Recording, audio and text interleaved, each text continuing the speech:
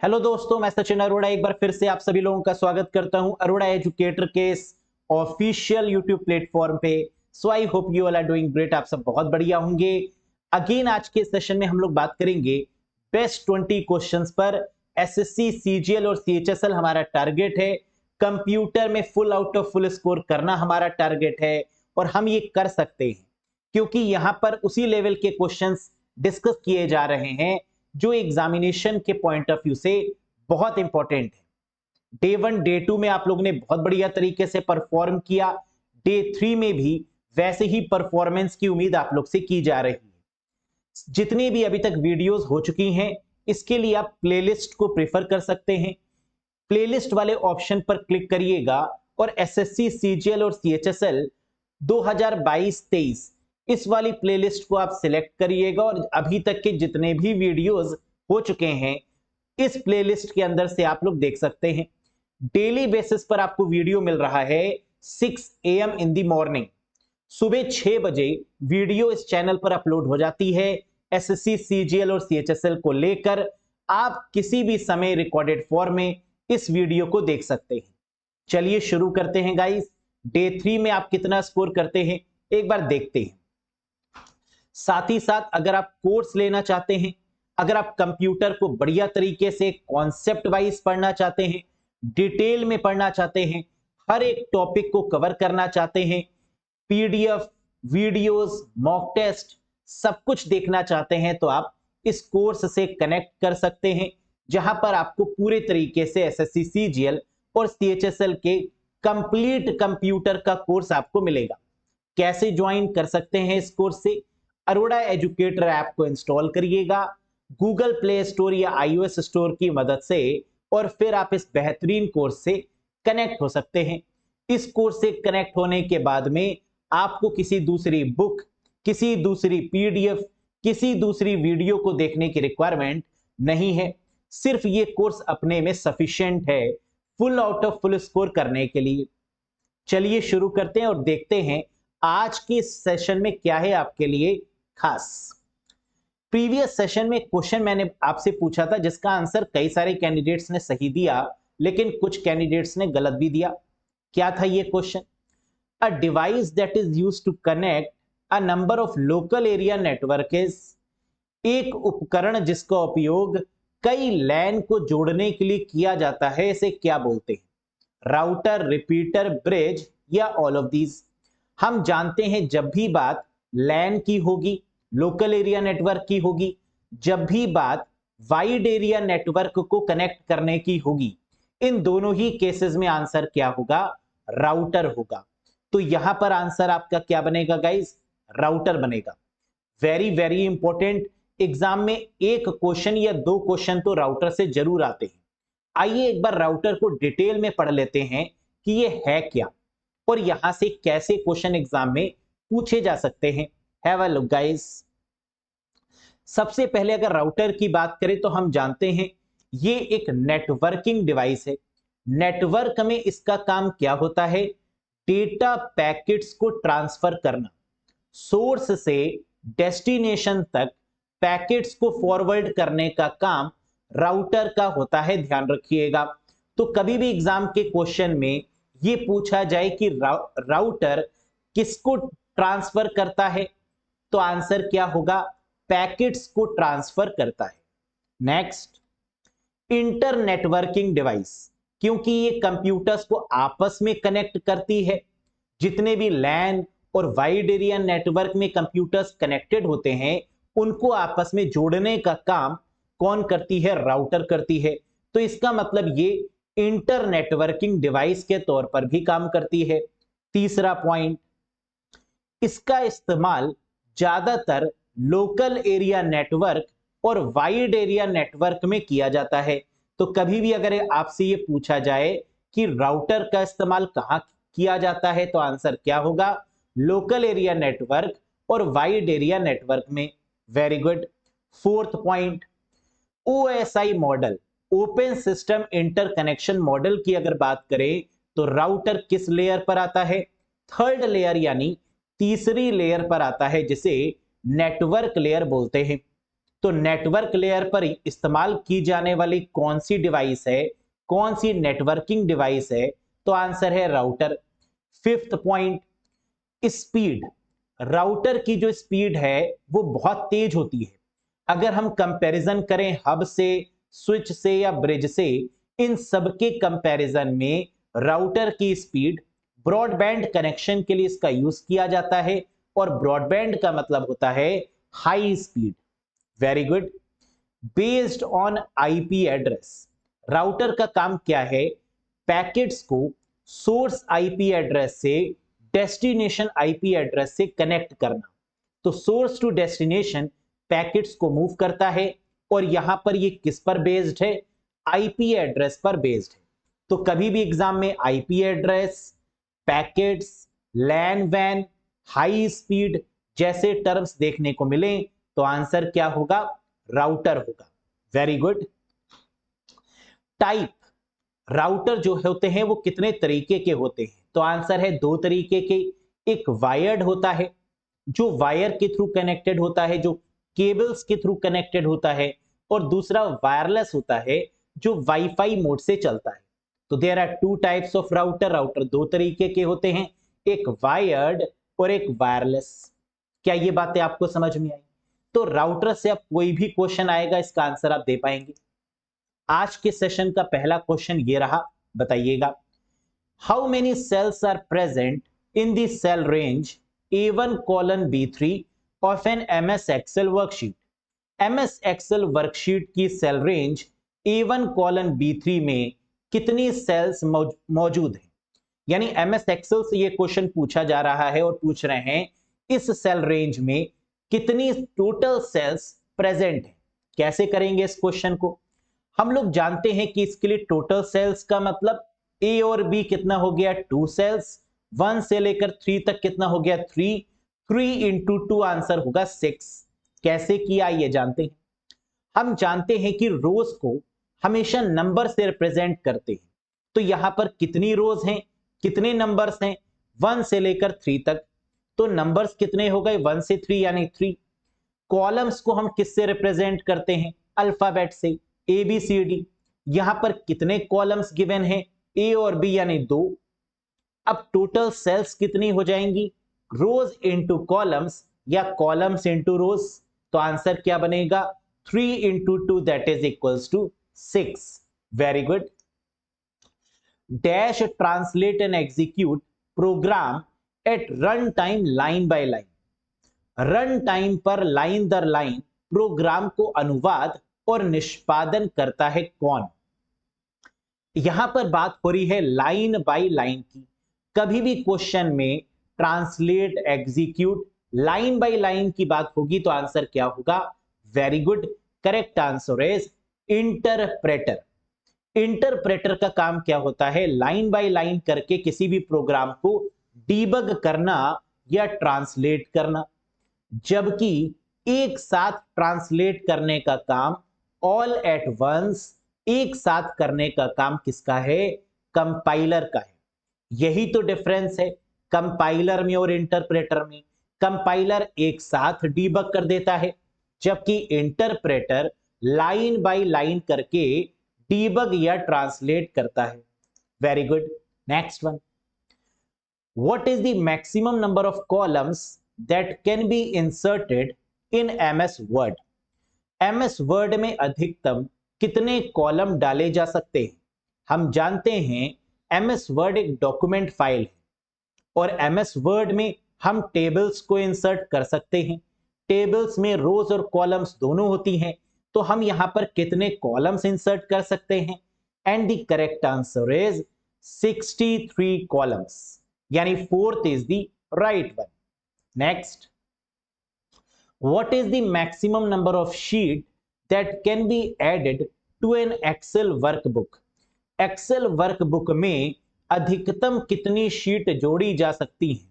हम लोग जानते हैं जब भी हम MS Excel ओपन करते हैं तो पुराने वाले वर्जन्स में हम लोग को 3 बाय डिफॉल्ट शीट देखने को मिलती हैं। नए वाले वर्जन्स में एक शीट बाय डिफॉल्ट देखने को मिलती है। लेकिन टोटल कितनी शीट्स को ऐड किया जा सकता है? तो करेक्ट आंसर होगा 255, यानी 255 शीट्स को हम ओपन कर सकते हैं एमएस एक्सेल में। Sheet 1, sheet 2, sheet 3, sheet 4 and so on till 255 maximum. Very good. Next, in MS Word, the footnote option is grouped under dash tab. Microsoft Word में footnote विकल्प को डैश टैब के अंतर्गत समूहीकृत किया जाता है। हम लोग जानते हैं कि MS Word में एक ऑप्शन होता है फुटनोट का। ये फुटनोट हमें कहां पर देखने को मिलता है? रेफरेंसेस के अंदर, होम के अंदर, डेटा के अंदर या पेज लेआउट के अंदर। बिल्कुल सही, करेक्ट आंसर होगा रेफरेंसेस टैब के अंदर। रेफरेंस पे जब हम लोग क्लिक करते हैं, देखिए जब हमने रेफरेंस टैब पर क्लिक किया तो यहां पर एक ऑप्शन आ गया, that is insert footnote. Very good. Next, the option to protect the Excel sheet and workbook is grouped under dash tab.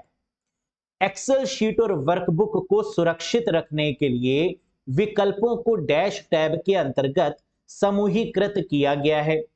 बहुत आसान है।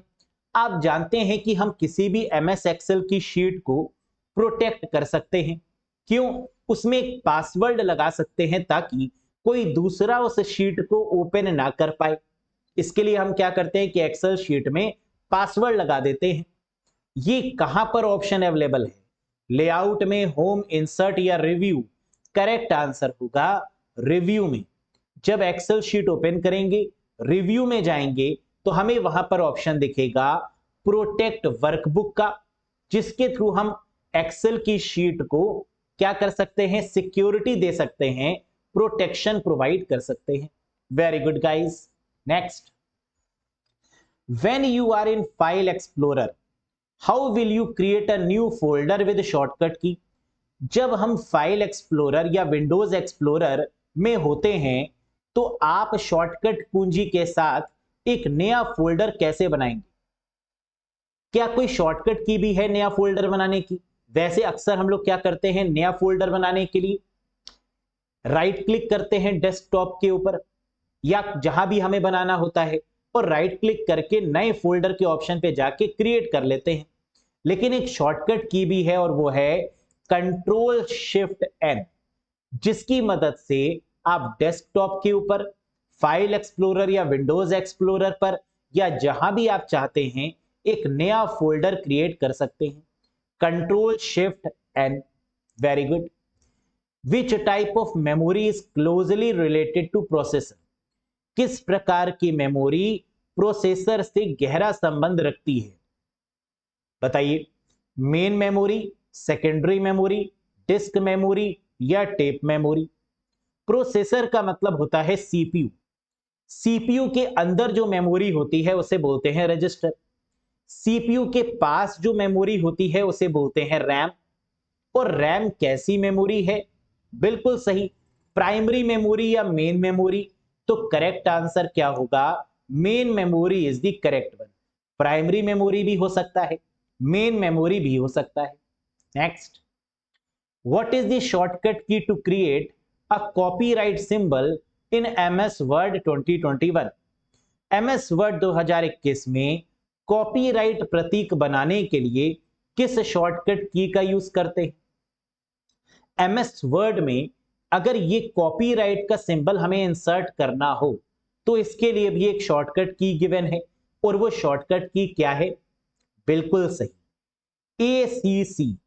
ऑल्ट, कंट्रोल और सी की मदद से हम कॉपीराइट सिंबल को एमएस वर्ड में इंसर्ट कर सकते हैं। तो याद रखिएगा, that is alt control C. Next, which of the following storage media provides sequential access only? निम्नलिखित में से कौन सा स्टोरेज मीडिया केवल सीक्वेंशियल एक्सेस प्रदान करता है? दो तरीके के एक्सेस होते हैं, एक सीक्वेंशियल होता है, एक रैंडम एक्सेस होता है। एक्सेस का मतलब होता क्या है? किसी भी डेटा को निकालने के लिए, किसी भी डेटा को रिट्रीव करने के दो तरीके होते हैं। एक तो उसको डायरेक्ट कर लिया जाए और दूसरा पूरा सीक्वेंस फॉलो करते हुए करें। जैसे अगर आप किसी लाइन में लगना चाहते हैं, है ना, तो दो तरीके होते हैं, या तो आप बीच में से घुस जाएं, पहले नंबर पे पहुंच जाएं लड़ाई करके, और दूसरा तरीका क्या है कि उस लाइन के सबसे लास्ट में लगें और पूरे प्रोसेस को फॉलो करें। तो लाइन के लास्ट में लगना ही सीक्वेंशियल एक्सेस है। आपने सीक्वेंस को फॉलो किया, किसी भी डेटा को रिट्रीव करने के लिए बीच में से नहीं उठाया, that is called sequential access. और ये कौन सी डिवाइस करती है? बिल्कुल सही, मैग्नेटिक टेप। तो सीक्वेंशियल एक्सेस के केस में हमेशा आंसर मैग्नेटिक टेप होगा। इसके अलावा जितनी भी डिवाइसेस हैं वो सब रैंडम एक्सेस फंक्शन पर काम करती हैं। रैंडम एक्सेस मतलब, एक और एग्जांपल ले लेते हैं। जैसे सपोज करिए आप मूवी देख रहे हैं, मूवी में बीच में गाना आ जाता है, तो हम लोग क्या करते हैं, कई बार उस सॉन्ग को स्किप कर देते हैं।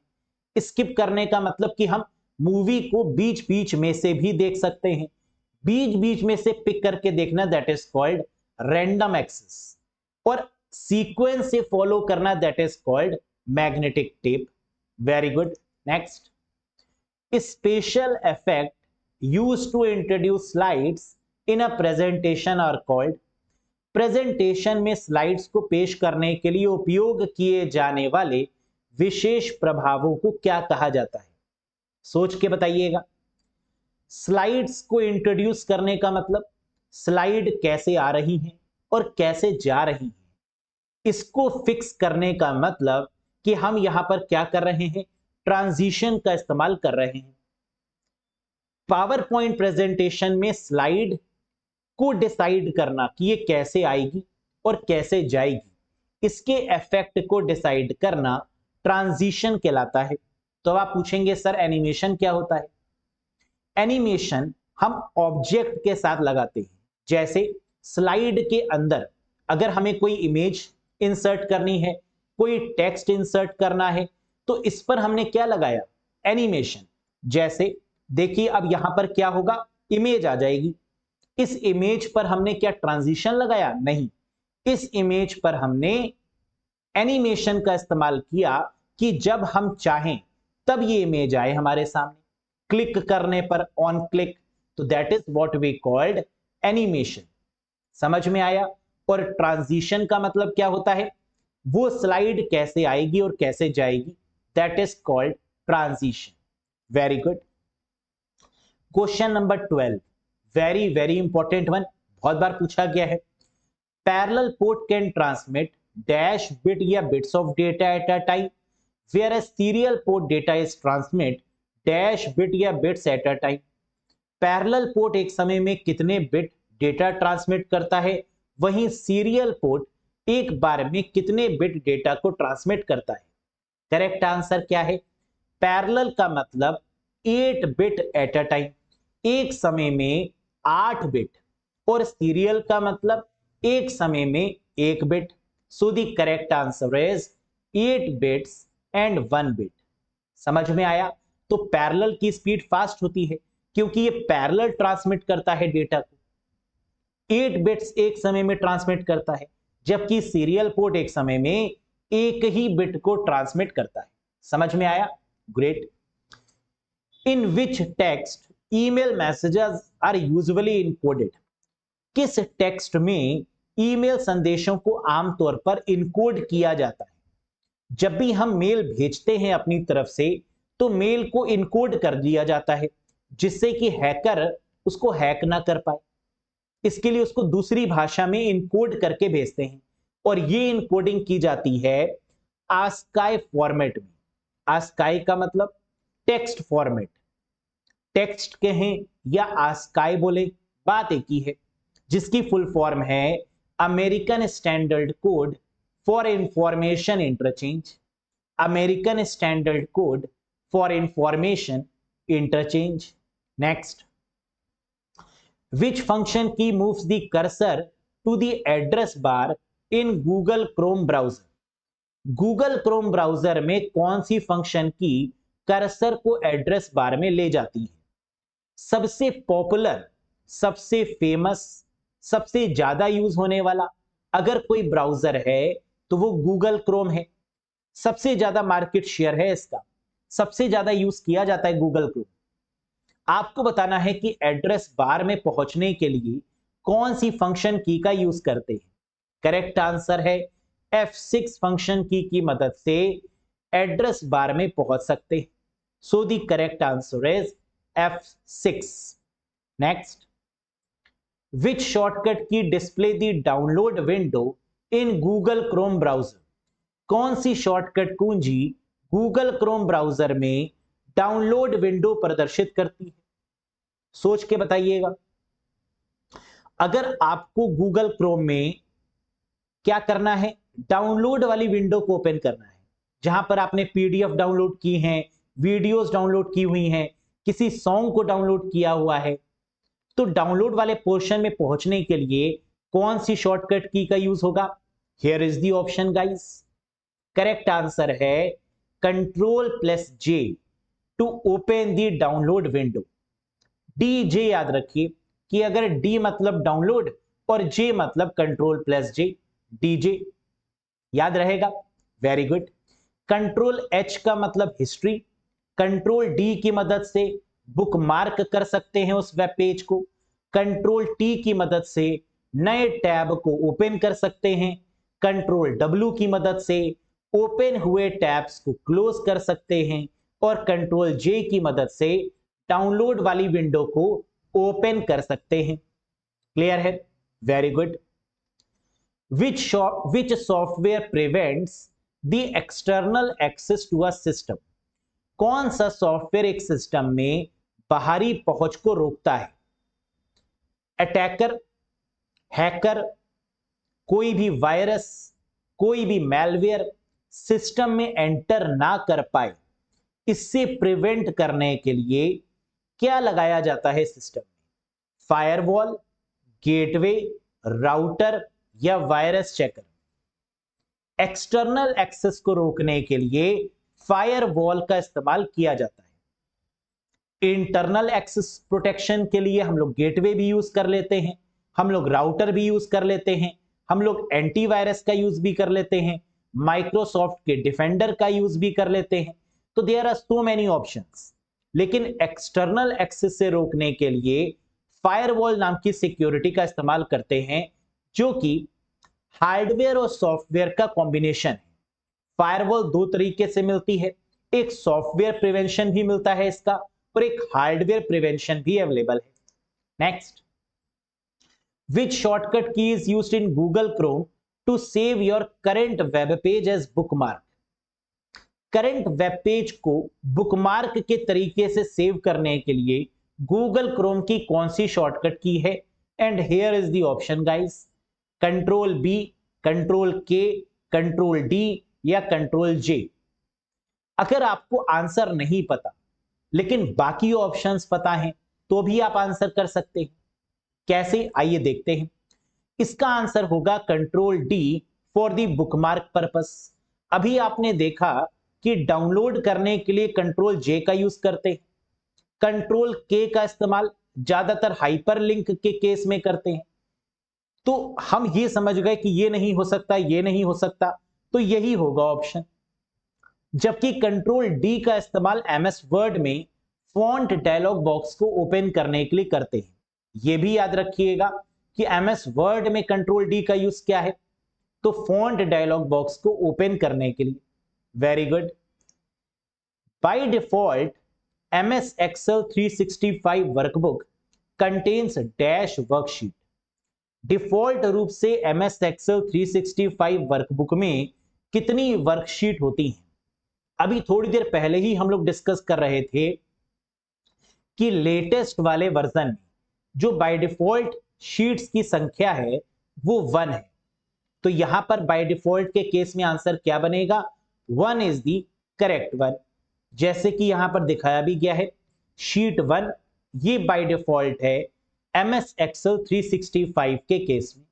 नेक्स्ट, अटेम्प्ट टू गेन और चेंज IP एड्रेस और DNS is called. IP address या डोमेन नेम सिस्टम हासिल करने या बदलने की कोशिश क्या कहलाती है? सोचिए और बताइए। आईपी एड्रेस में कोई बदलाव करें, आईपी एड्रेस को छुपा दें, या डीएनएस में कोई बदलाव करें, डोमेन नेम सिस्टम में कोई बदलाव करें, तो इस तरीके के अटेम्प्ट को क्या बोलते हैं? हैकर अक्सर क्या करते हैं कि अपने आईपी एड्रेस को हाइड कर देते हैं, या अपने आईपी एड्रेस को डाइवर्ट कर देते हैं, चेंज कर देते हैं, और इस तरीके के प्रोसेस को स्पूलिंग के नाम से जानते हैं। बिल्कुल नहीं, इस तरीके के प्रोसेस को स्पूफिंग के नाम से जानते हैं। So the correct answer is option number second, that is called spoofing. तो सर ये बताइए, ये तो हम समझ गए कि अगर एग्जाम में आईपी एड्रेस आएगा या डीएनएस आएगा तो स्पूफिंग हो जाएगा। स्निफिंग कब होगा, फिशिंग कब होगा, स्पूलिंग कब होगा, इनके बारे में भी सुनते जाइए। स्निफिंग तब होगा जब क्वेश्चन में मॉनिटर लिखा होगा कि ऐसी कौन सी टेक्निक है, ऐसी कौन सी मैकेनिज्म है जिसके द्वारा हम किसी दूसरे के कंप्यूटर को मॉनिटर कर सकते हैं, देख सकते हैं कि वो क्या कर रहा है। अगर ऐसा कुछ लिख कर आए तो आंसर क्या होगा? स्निफिंग। स्निफर डॉग्स जो सूंघ कर पता लगा लेते हैं, है ना, मॉनिटर करते हैं चीजों को, तो मॉनिटर टर्म आपको जरूर मिलेगा स्निफिंग के केस में। स्पूफिंग मतलब आईपी एड्रेस या डीएनएस को बदलना। फिशिंग क्या होता है? डेबिट कार्ड, क्रेडिट कार्ड को हैक करने के प्रोसेस को फिशिंग बोलते हैं। यूजर नेम और पासवर्ड को हैक करने के प्रोसेस को फिशिंग बोलते हैं। किसी डुप्लीकेट पेज को डेवलप करना जो कि हूबहू वैसे ही दिखे जैसे ओरिजिनल पेज है, इसको भी फिशिंग बोलते हैं। समझ में आया? तो फिशिंग टेक्निक का मतलब user name password, false page को क्रिएट करना, या फिर डेबिट कार्ड और क्रेडिट कार्ड को हैक करना। इन सभी प्रोसेस को हम लोग क्या बोलते हैं? फिशिंग अटैक के अंतर्गत रखते हैं। समझ में आया? स्पूलिंग क्या होता है? What is spooling then? Printer को क्यू में लगाने के प्रोसेस को स्पूलिंग बोलते हैं। ये कोई हैकिंग नहीं है। इसका मतलब क्या है, आइए थोड़ा डिटेल में समझते हैं। कई बार हम लोग बहुत सारे प्रिंट आउट देते हैं और वो प्रिंट आउट प्रिंटर अपने आप अरेंज करता है कि पहले ये प्रिंट जाएगा, फिर ये प्रिंट जाएगा, फिर ये प्रिंट जाएगा, इसके बाद ये वाला प्रिंट जाएगा। तो प्रिंटर क्या करता है? प्रिंटर के अंदर एक क्यू यानी एक सीक्वेंस डिसाइड किया जाता है कि पहले कौन सा प्रिंट निकालें, फिर कौन सा प्रिंट निकालें। तो प्रिंट को मैनेज करने की टेक्निक को स्पूलिंग के नाम से जानते हैं। समझ में आया? Very good. Question 20 guys, in MS Excel 365 which shortcut key is used to open the macro dialog box? MS Excel 365 जो कि लेटेस्ट वर्जन है, लेटेस्ट ऑनलाइन वर्जन है, मैक्रो डायलॉग बॉक्स खोलने के लिए किस शॉर्टकट कुंजी का प्रयोग करते हैं? मैक्रो का मतलब क्या है? अगर हमें MS वर्ड, एक्सेल या फिर पावर पॉइंट में कुछ भी रिकॉर्ड करना है, बार बार जिस काम को करना है उसको हम रिकॉर्ड कर लेते हैं ताकि हमें बार बार टाइप करने की रिक्वायरमेंट ना हो। और इसके लिए हम लोग क्या करते हैं? मैक्रोज नाम के फीचर का इस्तेमाल करते हैं। और मैक्रोज के लिए जो शॉर्टकट की है वो क्या है? ऑल्ट F8 है। मैक्रोज को विजुअल बेसिक प्रोग्रामिंग लैंग्वेज के तहत बनाया गया है, डेवलप किया गया है, और इसकी जो शॉर्टकट की है वो है ऑल्ट प्लस F8। समझ में आया कुछ? तो आउट ऑफ 20 आपने कितना स्कोर किया कमेंट करके बताइएगा। क्या सभी कॉन्सेप्ट्स आपको क्लियर हो गए? किसी भी कॉन्सेप्ट में अगर आपको डाउट है तो कमेंट बॉक्स में कमेंट करके पूछिएगा। हम उस डाउट को रिजॉल्व या तो कमेंट में कर देंगे या नेक्स्ट वाली वीडियो में कर देंगे। क्लियर है गाइस?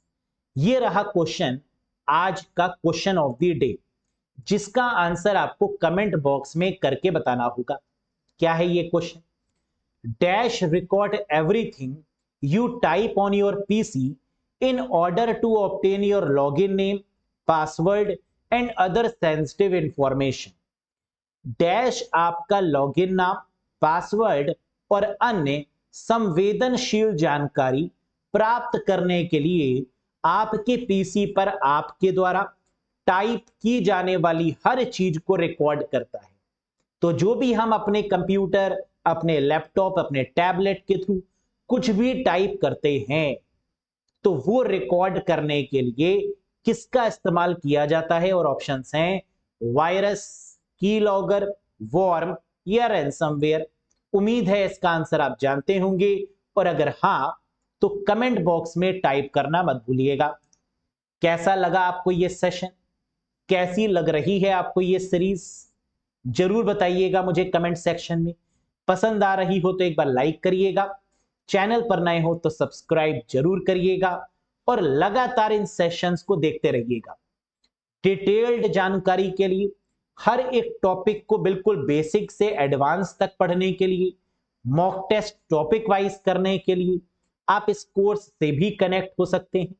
कोर्स से कनेक्ट होने के लिए अरोड़ा एजुकेटर ऐप को इंस्टॉल करिएगा और फिर इस शानदार कोर्स से कनेक्ट हो जाइएगा। किसी भी कंफ्यूजन के रिगार्डिंग कोर्स के बारे में कुछ भी पूछने के लिए दिए गए नंबर पे व्हाट्सएप भी आप कर सकते हैं।